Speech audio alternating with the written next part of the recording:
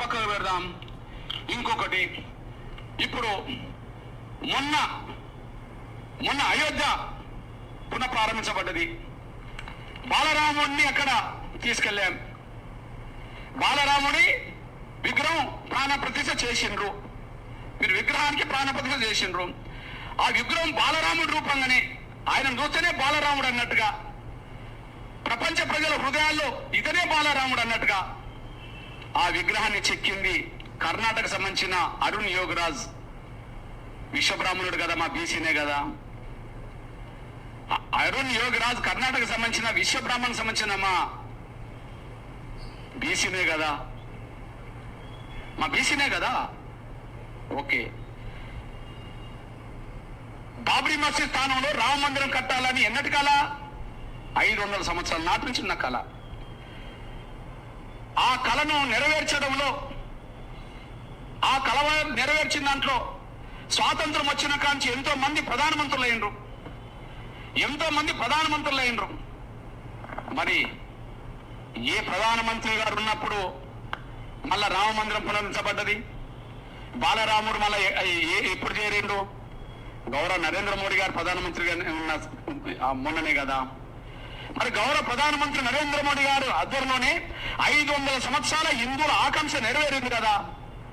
మరి గౌరవ ప్రధానమంత్రి నరేంద్ర మోడీ గారు బ్రాహ్మణుడేం కాదు కదా, ఆయన బీసీనే కదా. పోని బ్రాహ్మణేతరుడు కదా, ఆయన బీసీనే కదా, బ్రాహ్మణేతరుడు కదా. నేను అంటున్నా, క్షత్రుడైన రాముడికి అండగుండి రావణ యుద్ధంలో గెలిపించే కాడ 1000 మంది మా ఆదివాసులు చచ్చిపోతారు. ఇక పోతే మేమంటున్నాం, ఇప్పుడు ఈ దేశంలో ఎవరు ఏ హిందువుని అడిగినా ఎక్కువ మంది మెజార్టీ జై శ్రీరామ్ అంటుండ్రు. ఈ దేశంలో, మన భారతదేశంలో ఎవరు ఏ హిందూ దగ్గరికి వెళ్ళినా మెజార్టీ జై హింద్ అంటుండ్రు. అందులో కృష్ణుని నమ్ముకున్న వాళ్ళు అవ్వచ్చు, లేదా సాయిబాబా గారిని నమ్ముకున్న వాళ్ళు అవ్వచ్చు, లేకపోతే వెంకటేశ్వర స్వామి నమ్ముకున్న వాళ్ళు అవ్వచ్చు. ఈ దేశంలో ఎవరి విశ్వాసానికి అనుగుణంగా హిందూ దేవుళ్ళను, శంకరుని, ఈశ్వరుని ఇట్లా నమ్ముకున్న వాళ్ళు ఉండవచ్చు. కానీ ఇప్పుడు ప్రస్తుతం మెజార్టీ జై శ్రీరామ్ అంటుండ్రు.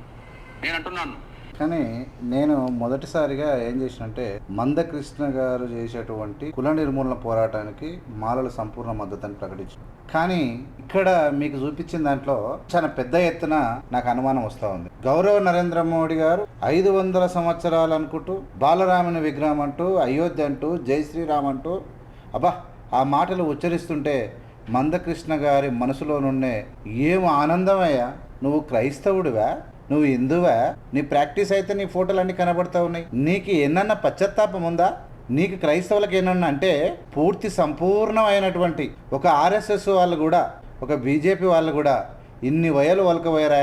బ్రాహ్మణులను అడ్డం పెట్టి, బ్రాహ్మణులను మొత్తం చరిత్రనే వాళ్ళు హీనం చేసినట్టు, బ్రాహ్మణులు ఈ దేశానికి ఏం చేయనట్టు మేము చెప్పినాం. బ్రాహ్మణ వాదము మా శత్రువు, బ్రాహ్మణులు శత్రువు కాదు అని. మనువాదం అనేది మా శత్రువు, సనాతన ధర్మం అనేది మా శత్రువు. ఎందుకంటే ఈ వాదములు ఎవడైతే ఉన్నాడో, ఆనాడు బ్రాహ్మణులు డాక్టర్ బాబాసాహెబ్ అంబేద్కర్ రాజ్యాంగం వచ్చిన తర్వాత బ్రాహ్మణులు చదువుకున్నారు కాబట్టి వాళ్ళ లోపల మార్పు వచ్చింది. కానీ ఈనాడు ఎస్సీ అట్రాసిటీ కేసులు చూస్తే ఎవరు పెట్టి చెక్ చేసుకో, ఎంతమంది ఉన్నారు ఎస్సీల మీద దాడులు చేస్తున్నది ఎవరు, ఎస్సీలను అడుగడుగున అవమానపరుస్తున్నది ఎవరు? నువ్వు ఏం ఆలోచిస్తున్నావు? నీ ఆనందంలో నేను స్వయాన వెంకటేశ్వర స్వామి భక్తుడు. నా పేరు వెంకటేశం. ఏవిఎం అంటే ఆనపోసల వెంకటేశం. మా అన్నలు చనిపోతే ఇద్దరు, మా నాయన వెంకటేశ్వర స్వామి కాళ్ళకాడ పెట్టి బతికించుకున్నాడు. నేను ప్రతి సంవత్సరం నేను తిరుపతికి పోతా, మా పిల్లల గుండు కూడా వెంట్రుకలు కూడా తిరుపతిలో తీసుకొచ్చాం. మాకు తిరుపతికి ఉన్న అలాంటి సంబంధాలు అట్టున్నాయి. మేము ప్యూర్గా వెంకటేశ్వర స్వామి భక్తులు ఉన్నాం. మేము జై శ్రీరామ్ అని ఎప్పుడు అనం, మేమేమనం. అసలు రాముడి గుళ్ళో అప్పుడప్పుడు వచ్చినాయి. ఇక్కడ నీ మాటలు చూస్తూ ఉంటే అయోధ్య రామ మందిరం గురించి అందరు భక్తులు జై శ్రీరామ్ అంటూ ఉన్నారు. ఇక్కడ మా కంచైలయ్య గారు చెప్పినట్టు, మా కంచైలయ్య ప్రొఫెసర్ గారు చెప్పినట్టు, ఒక బహుజనుడు బీసీ ప్రొఫెసర్, ఎడ్యుకేటెడ్, ఇండియాలోనే టాలెంటెడ్ ప్రొఫెసర్ చెప్పినట్టు అంబేద్కర్ దేవాలయం మాకు కావాలి. అంబేద్కర్కి మించిన దేవుడు ఎవడు లేడు. అంబేద్కర్ చేసినటువంటి పనులు ప్రజలకు ఎవడు చేయలే. మేము ఎవరిని నమ్మం. మీరు గుళ్ళు కట్టుకుంటారా, గోపురాలు కట్టుకుంటారా, అందులో ఊరేగుతారా, మాకు సంబంధం లేదు. మా దేవుడు అంబేద్కర్. మేము పొద్దుగాల లేస్తే మేము పట్టిస్తున్నాం అదే. నువ్వు వచ్చి ఇవాళ నీ ప్రధానమంత్రి, నీ అమిత్ షా ఇద్దరు సుప్రీంకోర్టుకు అఫిడవిట్ ఇస్తారు. ఏమని? మా భారత ప్రభుత్వం క్రైస్తవులకు రిజర్వేషన్లు ఒప్పుకోవడం లేదు, వాళ్ళు దళితులు కారు అని చెప్పి అఫిడవిట్ ఇస్తే సుప్రీంకోర్టు తీర్పిస్తే ఆ తీర్పును అడ్డం పెట్టుకొని బ్రాహ్మణుల ముందల పెట్టి ఇవాళ నువ్వు జయశ్రీరాముల గురించి రామ మందిరాల గురించి పురాణాలు వల్ల వేస్తున్నవే, ఇవాళ గుర్తొచ్చినాయా మీకు? ఎల్లమ్మ పరశురాముడు నువ్వు కాపాడింది వాల్మీకి ఇవాళ గుర్తొచ్చినాయా? రామాయణం ఒక రంకు, భారతం ఒక బొంక అన్నాడు. ఎడునోను ఒక్కటే ఒక కులం పట్టుకొని, ఒక కులాన్ని పట్టుకొని తోటి కులాన్ని అవమానిస్తూ 30 సంవత్సరాలు నరకయాతన చూపిన నువ్వు ఇవాళ నీకు కులమా? నీ పేరు ఫస్ట్ నీ పేరు ముందర ఉన్నటువంటి మాదిగా తొలగించుకో, కులం పోవాలి కదా. ఎవరిని డిమాండ్ చేస్తున్నాం? Whom you are asking, whom you are demanding, where is your question? ఏమి జరగాలన్న చట్ట సభలో జరగాలి. ఇలా బాబాసాహెబ్ అంబేద్కర్ మా దేవుడే, ఆయనకు దేవాలయం కడితే నీ దేశం మీద ప్రపంచములా ఏ దేవుని దగ్గరికి పోని జనాలు బాబాసాహెబ్ దగ్గరికి పోతారు, గుర్తుపెట్టుకో. ప్రపంచములా ఏ దేవుని దగ్గరికి పోని జనాభా. అమిత్ షా ఏం మాట్లాడాడు? అంబేద్కర్ అంబేద్కర్ అంబేద్కర్ అంబేద్కర్ అంబేద్కర్ అంబేద్కర్ అంటారా? దేవుని పేరు తలచమన్నాడు. ఏ దేవుడు నిన్ను ఊరవతల నుంచి బయటేసిండు? ఏ దేవుడు నిన్ను కులపిచ్చి నుంచి బయటేసిండు? ఊరవతల నీ ఇండ్ల నుంచి ఎవడు బయటేసిండు? ఏ దేవుడు నిన్ను మనుషులుగా చూపించిండు? ఈయన బ్రాహ్మణుగా అయితే మొత్తం ఉద్ధరించినట్టు అయిపోతాడంట. ఈ దేశానికి ప్రధానమంత్రి కావాలి దళితుడు అని చెప్పిండు అంబేద్కర్ గారు. ఈ దేశంలో ముఖ్యమంత్రులు అయ్యారు అంబేద్కర్ గారు రాజ్యాంగం వల్ల. మాయావతి లాంటి వాళ్ళు ఎందరో మంది దళితులు అయ్యారు. బాబు జగజీవన్ రావు ఉప ప్రధాని అయ్యారు, డాక్టర్లు అయ్యారు, ఇంజనీర్లు, కలెక్టర్లు అయ్యారు, పోలీసులు అయ్యారు, అనేకమైనటువంటి స్వర్గం అనుభవించారు రాజ్యాంగం ద్వారా. ఇలా మల్లికార్జున ఖర్గే జాతీయ కాంగ్రెస్ కు అధ్యక్షుడు దళితుడు. అంబేద్కర్ గారి వల్ల వచ్చినటువంటి ఇలా కోని కిసికే గొట్టముగాళ్ళు వీళ్ళంతా ఎవడైతే ఉన్నో చదువురాని దద్దమ్మలను పట్టుకొని పైసలకు అమ్ముడవై ఈ దేశంలో కులం ఎట్లా పోతుంది? How will the caste will dismantled, demolished? What is the process? How it is possible? Do you have any formula? నీ ప్రధానమంత్రికి చిత్తశుద్ధి ఉంటే, నీ అమిత్ షాకు చిత్తశుద్ధి ఉంటే, నిజంగా నీ ఆత్మ సాక్షి, నీ ఆత్మ పరమాత్మ చెప్పు, నీకు చిత్తశుద్ధి ఉందా క్రైస్తవుల పైన? ఎక్కడ ఆనందం ఉరకలేస్తా ఉన్నది. అయోధ్య అయోధ్య అయోధ్య అంటున్నాడు. బాలరాముడు బాలరాముడు గౌరవనీయుల మోడంట. అంబేద్కర్ అంబేద్కర్ ఉచ్చారణ నార్మల్ ఉచ్చారణ, పూలే నార్మల్ ఉచ్చారణ, కానీ గౌరవనీయులైన ప్రధానమంత్రి. బబ్బబ్బబ్బా, ఏమి భక్తి! ఎవరిని అడుగుతున్నావు నువ్వు అని అడుగుతున్నావు. సింపుల్ అంటే ఓపెన్ టు ఆల్. బ్రాహ్మణత్వంలో బ్రహ్మచర్యంలోకి, లేదంటే బ్రాహ్మణుల యొక్క బ్రహ్మచర్యం కాదు, బ్రాహ్మణుల యొక్క ప్రాక్టీస్. ఒక బ్రాహ్మణుడిగా సంపూర్ణమైన బ్రాహ్మణుడు మాట్లాడాలంటే కులము తీసేస్తే బ్రాహ్మణులు అయిపోతారా? ఎట్లయితారా అంటున్నా. మాకు హక్కు ఉంది, హక్కు కాదు, ఇక్కడ అర్హత కావాలి, ప్రాక్టీస్ కావాలి. మా దళిత ఇంజనీర్ కన్నా మాకు బ్రాహ్మణ పదవి ఏం గొప్ప ఏం కాదు. మా దళిత డాక్టర్ల కన్నా గొప్ప ఏం కాదు. దళిత ముఖ్యమంత్రి కన్నా గొప్ప పదవి ఏం కాదు. నీ గుళ్ళ పూజారి గొప్పదేం కాదు. ఒక లాయర్ కన్నా, ఒక సుప్రీంకోర్టు మొన్న గవాయి ప్రధాన న్యాయమూర్తి కన్నా గొప్ప పదవి ఏం కాదు నీ పూజారి పదవి. We don't care, we pray God lonely, we chant all together valuable spiritual words whenever we want God. ఏంటయ్యా పురాణాలు వల్ల వస్తూ ఇలా బ్రాహ్మణులను తిడితే ఎక్కడైతే నేనేమంటున్నానంటే ఎట్లా? ఎవరు చెప్పిన పని? ఇలా ఒక రాష్ట్రంలో ఒక ఎస్పీ క్యాడర్ వ్యక్తి ఒక పోలీస్ హెడ్ క్వార్టర్లో, ఆర్మీ హెడ్ క్వార్టర్లో ఇలా పొద్దుగాల లేచి హిందుత్వ పాటలు, శివాలయ పాటలు పెట్టాలన్నమాట. స్టార్ట్ అయింది. డైరెక్ట్ చెప్పు, ఈ దేశాన్ని హిందూ దేశంగా మార్చుకోండి, కానీ ఈ దేశంలో ఉన్న ప్రజల మనోభావాల గురించి కూడా తెలుసుకోండి. ఈరోజు మోహన్ భగవత్ ఏం మాట్లాడుతూ ఉన్నారు? బ్రాహ్మణులంతా ఏం మాట్లాడుతారు? మీరేం మాట్లాడతారు? మీరందరూ చేస్తారు అంటే రాజ్యాంగాన్ని మార్చాల్సిన కుట్ర జరుగుతుందా? ఎస్, జరిగే అవకాశాలు కూడా ఉన్నాయి. మేము చెప్తా ఉన్నాం, ఈ దేశంలో బహుజనులకు బాబాసాహెబే దేవుడు. ఈ దేశంలో, ఈ ప్రపంచానికే ఒక మార్గదర్శక తీసినటువంటి మానవులుగా చూస్తే అత్యుత్తమమైనటువంటి మానవుడు ఈ భూమి మీద ఎవరైనా ఉన్నారంటే డాక్టర్ బాబాసాహెబ్ అంబేద్కర్ గారే. ఈ దేశంలో టాలెంటెడ్ విజనరీ, ఈ దేశ భక్తుడు ఎవరైనా ఉన్నారంటే అది one and only the greatest personality in the world, the Babasaheb Ambedkar. ఆయన ఇచ్చినటువంటి దాంట్లో కల్లా ఎవడో పోరాటాలు, ఎవడో గాలి మీసాలు, బుర్ర మీసాలు పెట్టుకోవాలంటే వచ్చేది కాదు. ఇది చిత్తశుద్ధి రావాలి, ఆత్మ సంపర్మణంతో రావాలి. త్యాగాలు చేస్తే వస్తుంది, చదువుకుంటే వస్తుంది, ప్రపంచాన్ని జయిస్తే వస్తుంది, కానీ కుట్రలు పడితే రాదు. I'm very sorry. ఇక్కడ క్లియర్గా ఒక్కొక్క దాంట్లో కులపు రద్దకు మీ దాని ఉన్న ప్రాసెస్ ఏంది? ఈనాడు ప్రధానమంత్రి క్వశ్చన్ చేయి, demand the prime minister of India, question him, oppose him. ఈ దేశ ప్రధానాన్ని మెచ్చుకుంటూ ఒక తీర్పు వస్తేనేమో ఎగిరికి అంతులు వేస్తావు, ఇంకొక తీర్పు వస్తేనేమో మా బ్రాహ్మణులు అడ్డం పెట్టుకొని ఇక పూజలు మొదలుపెట్టినావు. మీరు అనుకుంటారు ప్రజలు ఇలా మీరేదో ఒక ముఖం పెట్టుకొని ఇంకో ముఖం చూపించకపోతే ప్రజలు నమ్ముతారని అనుకుంటే మీ కర్మ అది. ఈ దేశ ప్రధాని చెప్పమను, చిన్న పని అది. నువ్వు చేస్తున్నటువంటి పోరాటం అతి చిన్న పని అది. For all the religions and caste can become a Brahmin as a pujari in all over the India అని చెప్పి ఒక స్టేట్మెంట్ ఇప్పి, లేదంటే పార్లమెంట్లో బిల్లు పెట్టి, those who are interested to become a priest, it means pujari, it means ayyagaru, they will go to college, they will go to school, they will practise brahmacharya and they will become pujaris. That's it. More than this nothing will be there. ఏం లేదు అందులో. ఇలా ధనవంతుడు, ఒకవేళ దళితుడు ధనవంతుడు అయితే ఒక బ్రాహ్మణ అమ్మాయిని చేసుకుని ఎవడేమన్నాడు. ఎందుకంటే ఇలా ఆర్థిక అసమానతలు రావాలి, అసమానతలు పోవాలి, ఆర్థికంగా అభివృద్ధి చేయాలి. బాబాసాహెబ్ అంబేద్కర్ గారి ఆలోచన విధంగా నడవాలి మనం. ఎవరు ఎన్ని చెప్పినా, ఎవరు ఎన్ని సూచనలు ఇచ్చినా, ఎంతమంది శంకరాచార్యులు వచ్చినా, లేదంటే పూలేలు చెప్పినా, ఎవరు చెప్పినా వాళ్ళ నినాదాలు మాత్రమే గొప్పవి. కానీ ఆచరణలో ఉన్నది ఎవరంటే doctor Babasaheb Ambedkar, one and only person in the world. No one in the world cannot replace doctor BR Ambedkar. It is highly impossible. మీరు అనుకున్నట్టు అంత సీన్ లేదు ఇక్కడ. ఏమో అనేస్తున్నారు అయిపోయి. ఆయన చెయ్యని పని ఏంది? ఆయన ఈ దేశంలో ఈ ప్రజలకు ఎలా యూనిటీ, ఆయన దళితులను యూనిట్గా పెడితే విడగొట్టి పడేసినావు. రాయి ఎత్తేసి గప్పు మన ఎత్తేసి 30 ఏళ్ళలో విడగొట్టి పడేసినావు. ఇలా మొత్తం నువ్వు అనుకుంటున్నావు, నువ్వు రోజు పెట్టి పిల్లి కన్ను మూసుకొని పాలు తాగుతుంది అనుకుంటుందంట. Already 50% of the people understood about Manda Krishna plan. Already Satish Madiga లాంటి చాలామంది చెప్పి మందకృష్ణ ఆర్ఎస్ఎస్ ఏజెంటే. ఆర్ఎస్ఎస్ ముందల కాదు, రేపు భవిష్యత్తులో ఆర్ఎస్ఎస్ ప్రధాన పాత్ర మందకృష్ణ పోషించబోతా ఉన్నాడని చెప్తా ఉన్నారు. నువ్వేమనుకుంటున్నావు అంటే, అబ్బా నేను చూడు ఎట్లా మాట్లాడుతున్నా, పురాణాలు ఇది చేస్తున్న, కృష్ణుడు ఎల్లమ్మ కథ, ఈ కథ, వాల్మీకి కథ, రాముడు ఇట్లా చేసిండు, ఆయన అట్లా చేసిండు. ఏ రాముడు చూపలే. ఒకవేళ ఆమె ఏమైపోయే వాళ్ళమే అంబేద్కర్ లేకుంటే, రాముడిని మొక్కినా, అల్లాను మొక్కినా, ఎవరు చర్చికి పోయినా, మసీదుకి పోయినా, మందిరానికి పోయినా మా బతుకులు మార్చలేదని చెప్పి మా దేవేందర్ పాట రాసిండు. అద్భుతాలు సృష్టిస్తూ ఉన్నారు యూత్. ఇందులో మీరు వచ్చి అందులో ఏదో గుడి అంట, అదంట ఇదంట. మాకు మా ఊర్లో ఉన్న రాముడికి ఎంతనో మేము అయోధ్య రాముని కూడా అంతే విలువిస్తాం. ఆ రాముడు ఎక్కువ, ఈ రాముడు తక్కువ ఎట్లయితే నువ్వు చెప్పు. మా కంచాయిలయ్య గారు ఏం చెప్పారు? మేము మా ఎల్లమ్మలు, మా పోచమ్మలు, మా ఈదమ్మలు, మా గౌరమ్మలు, మా బాలమ్మలు, మా భూదేవి భూమాతలు, ఇక భూలక్ష్మి అమ్మలు మాకున్నారు. మా తాతలు అవి పూజించారు. వాటి పేరు మీద కోళ్ళను కోసుకొని తిన్నాం, మేకలు కోసుకొని తిన్నాం, గొర్రెలు కోసుకొని పౌష్టికాహారం తిని ఊళ్ళలో బతికిరోళ్ళమే మేము. నువ్వెంత రామ మందిరం తీసుకొచ్చి పెడతాంటున్నావు, శాకాహారం పప్పు ఆహారం తీసుకొచ్చి పెడతాంటున్నావు. మా మైసిగండి మైసమ్మ కాడికో అద్భుతమైనటువంటి పౌష్టికాహారం అక్కడ మందిరాల దగ్గర.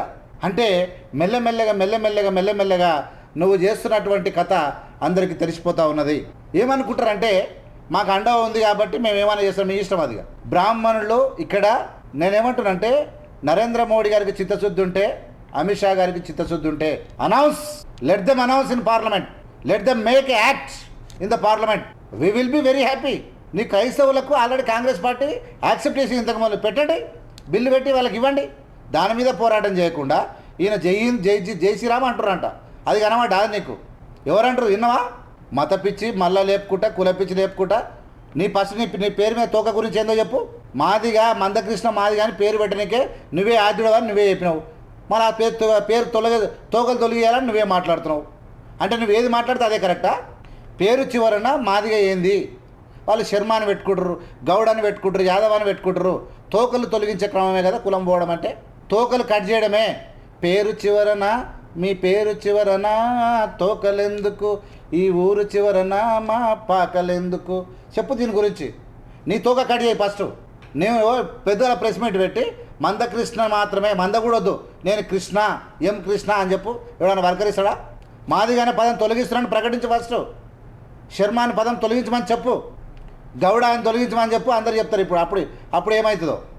ఈరోజు అంటే మీరు ఏదో ప్రెస్ మీట్ పెట్టి ఎవరి మీద అంటే వాళ్ళ మీద మాట్లాడి, బ్రాహ్మణులు దొరికిరు కాబట్టి వాళ్ళని ఉతికారేసి వాళ్ళు చెప్తా ఉన్నారు. మీరు కూడా మాంసం బంద్ చేయండి, మీరు కూడా పొద్దుగాల 5 గంటలకు లేవండి, మీరు సరిసరం చేయండి, అంగి లేకుండా గోసి కట్టుకొని మాతో పాటు జుట్టు పెట్టుకోవాలి, బోడగుండు కొట్టుకొని జుట్టు పెంచుకొని, ఆ జుట్టు పెట్టుకొని 3 నామాలు పెట్టుకొని చదవండి. ఆయల్ల మనువాదం చేసిన తప్పు, ఇలా బ్రాహ్మణులు చేసిన తప్పు కాదు. ఎవడో ఒక విధవ. ఇలా బాబాసాహెబ్ అంబేద్కర్ గారు రాజ్యాంగం రాస్తే ఈ దేశంలో వస్తున్నటువంటి ఫలితాలు ఎట్లనో, ఆనాడు ఎవడో దుర్మార్గుడు రాసినటువంటి మనవాదాన్ని ఇలా సనాతన ధర్మం అంటే సంకలు కొడుతున్నారు అందరూ. మళ్ళీ సనాతన ధర్మం గురించి మాట. సనాతన అంటే పురాతనం అంటే ఏంది? వెనుకటివే మన ధర్మశాస్త్రాన్ని ఫాలో కావడమే సనాతన ధర్మం. అవి రెండు పోయి కొండపోయి మంటల్లో కాలబెడితే ఇలా కొండపోయి రాముడు అంబేద్కర్ గారు గౌరవ కొట్టిరు కదా. 500 ఏళ్ళ మోడీ గారు చేసిరు కదా, చేసిరు. మోడీ గారు చేసింది ఎవరు చేయలే భూమి మీదుగా. విశ్వగురువు అయిన ఆయన్నే. ట్రంప్తో ఎట్లా సంబంధాలు ఉన్నాయో తెలుసుకున్నారు. ఏమేమైంది, ఎన్నిసార్లు చేసిరు, ఏమేమి ఉన్నాయి, ఉన్న కాడికి అయిపోయినాయి, ఏం లేవు. మోడీ చేసిన అప్పులు ఎవరు చేయలే, మోడీ చేసినట్టు దేశాన్ని ఎవరిని కట్టబెట్టలే, మోడీ పెంచిన ధరలు ఎవరు పెంచలే. 95 అయింది ఒక డాలర్ వాల్యూ. ఎఫ్సిడ్ పైలో దొరికిపోయారు. ఏముందా ఈ దేశం పరువు? ఇప్పుడు నువ్వు ఒక్కరివే మిగిలినవు. ఇలా దళితులు ఓట్లు వేయరు బీజేపీకి. ఎందుకు వేయరు అంటే మందకృష్ణ ముందర పెట్టిరు. మొత్తం అందరూ అదే అని గుసగుస అనుకుంటారు.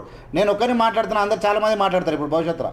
పెట్టిరు ఎట్లనైనా చేయాలి, ఎట్లనైనా చేసి క్రైస్తవుల తీర్పు చెప్పింది ఎవరే? ఈయననే పోయింది. 2 రోజులు వచ్చిన తీర్పు ఏపీలోకి వెళ్ళి చెప్పిరు. ఆ కేసు ఓడిపోతుందని తెలిసి కోర్టు పోయి కోర్టులో కొట్టేపించి దాన్ని తీసుకొని అడ్డం పెట్టుకున్నారు. ఇక్కడ ఎవరిని మధ్యలో బ్రాహ్మణులు అడ్డం పెట్టుకురు. బ్రాహ్మణులు అంబేద్కర్ గారి బ్రాహ్మణ మహిళ పెళ్లి చేసుకున్నప్పుడే బ్రాహ్మణులు ఏమనలే. అట్లా చాలామంది రీసెంట్గా 2 months కింద మా ఇంట్లో మా మేనత్త కొడుకు బ్రాహ్మణ అమ్మాయిని పెళ్లి చేసుకున్నాడు. వాళ్ళు వచ్చి ఆరాంగా ఉన్నారు. ఆరాంగా జ్ఞానం ఉన్న వాళ్ళు ఎవడేమంటలేడు. నీకు అంతగానో నాకేం అర్థమవుతలేదు. ఇలా జ్ఞానం వచ్చింది, చదువుకున్నాడు, 2 ప్రొఫెసర్లు చేసుకున్నారు. అట్లా ఎన్నో జరిగినాయి. దేనివల్ల అయింది? అంబేద్కర్ గారి వల్ల సాధ్యమైంది. నేను ఒకటే అడుగుతా ఉన్నా, తోకలు తొలగి ఫస్ట్ నీ తోక తొలగి అన్నీ తొలగియండి. తర్వాత పార్లమెంట్లో పెట్టి ఇలా కులాలు లేవు పెట్టి. కానీ దళిత రిజర్వేషన్లు పోతే మాత్రం ఒప్పుకోరు. ఇలా ఒకవేళ కులాలు పోవాలి అంటే ఇలా అందరి ఆస్తులు సమానం కావాలి, ఆస్తులు సమానం కావాలి. ఇలా దోసుకున్న వాళ్ళు మొత్తం అడవులుగా దోసుకొని ఇవే గుడిసెలలోనే ఉండి కులాలు పోయినాక మళ్ళీ ఇంకంతగానో అధ్వానం అయిపోతుంది. వానికి ఇచ్చిన అంబేద్కర్ ఆయుధం కూడా పోతుంది ఆయనతో. ఖచ్చితంగా కంచైలయ్య గారి యొక్క ఆశయాలను ఆయనకు చాలా వాల్యూ ఉంది, ఆయన చాలా సబ్జెక్ట్ ఉంది. భారతదేశంలో నాకు తెలిసి throughout the India no one cannot defeat Kancha Ilaiah. Professor Kancha Ilaiah excellent knowledgeable person. He has tremendous knowledge. He always predict what will happen in the future. He showed the way. We should build the temple of Dr. B.R. Ambedkar.